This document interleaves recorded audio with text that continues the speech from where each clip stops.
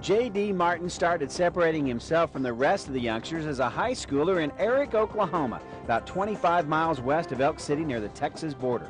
When he picked a college, Martin chose to be a Sooner, even though early in his OU career, his pole vault landings weren't very smooth in and out of the sawdust pit.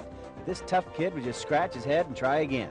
He ended up being really good in this difficult event, becoming an All-American 3 times at Oklahoma and winning the 1960 NCAA championship. In fact, for a brief period, J.D. held the world record in the pole vault.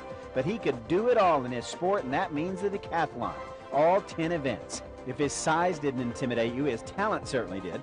Whether he was throwing a discus, leaping away in the long jump, heaving the shot put, or using the old Western roll in the high jump, Martin won a gold medal in the 1963 Pan Am Games, the best decathlete of them all. So, you can understand why he turned into such a great coach when he took over at OU the next year in 1964, and over the years, man, did he develop some great relay teams. Oklahoma really out in the lead. Bonnie Kemp running a fine leg. Oklahoma ran a sensational time on an oversized track in Flagstaff, Arizona to qualify to get in here. And it looks like it could be for real. It's going to be the University of Oklahoma, the Sooners, with a great performance, TCU, Florida State, and it's going to be Florida State in second. The winner, National Collegiate Champions.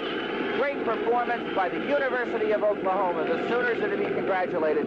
They just took off from the gun and were never headed. That was the 1984 quartet of Aubrey Jones, Fonnie Kemp, Danny Carter, and Donnie Bly in the mile relay. How about one of JD's 2 Olympic gold medalists he coached? Jason Rouser making up a huge deficit to win a Big 8 4x400 meter relay title in the early 1990s. The list of Martin's men and women national champions is lengthy.